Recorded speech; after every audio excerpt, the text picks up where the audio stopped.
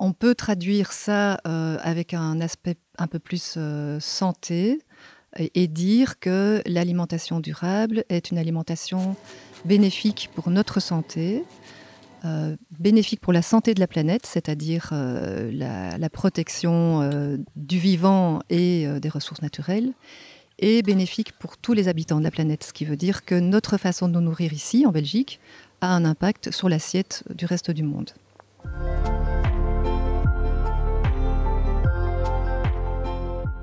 Le projet de maison de l'alimentation durable vise à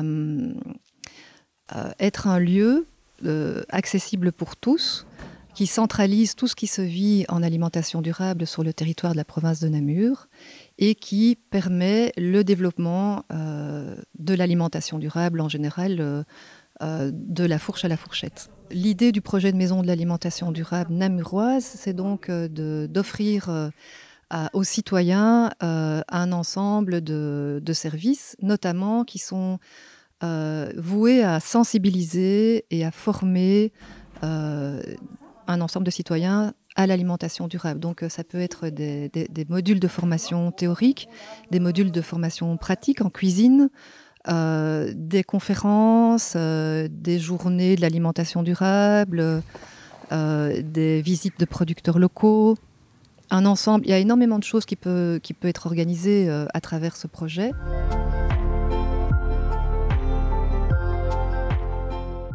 La province de Namur s'inspire effectivement des deux modèles qui existent actuellement, donc à Charleroi et à Liège, qui existent depuis 3 ans. Donc c'est très intéressant pour nous puisqu'ils ont déjà une expérience menée depuis un certain temps.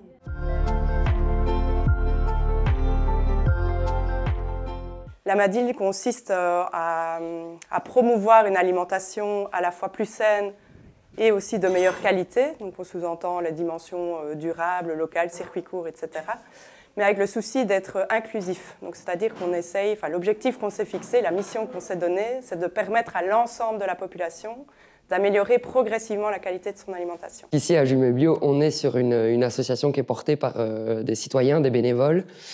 Et je pense que le rôle des MAD, c'est vraiment d'être au contact du citoyen, au contact des besoins du citoyen, de la réalité des citoyens.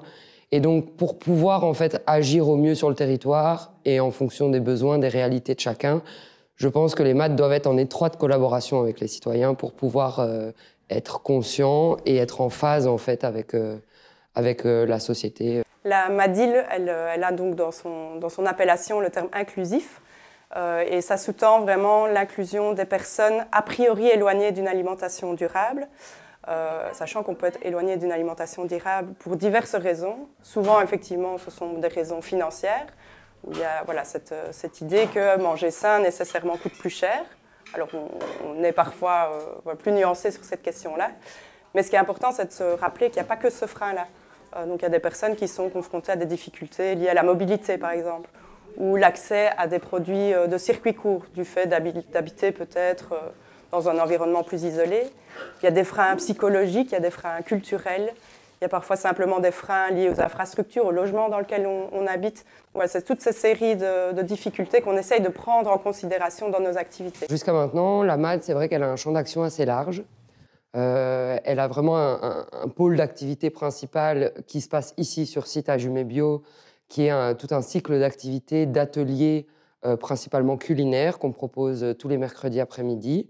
Donc ça, ce sont des ateliers tout public, à un prix très démocratique pour permettre à tout citoyen de pouvoir y accéder.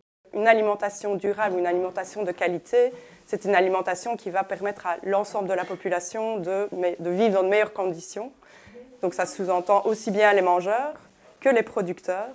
Et donc, c'est l'ensemble de la société qui se retrouvera mieux lotie avec une alimentation de qualité. Comme son nom l'indique, c'est une maison. Les maisons de l'alimentation durable, en tout cas pour moi, c'est dans le nom.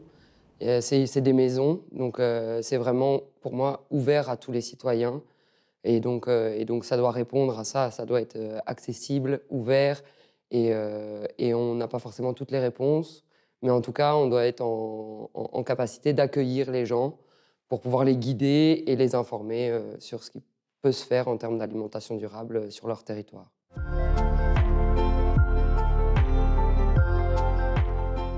L'intérêt ici pour nous est de questionner le citoyen, de le consulter justement sur son regard sur l'alimentation durable et les besoins concrets en matière d'activité. Et sur base de ce diagnostic, nous en tiendrons compte dans la définition du plan d'action et d'activité de la Maison de l'alimentation durable.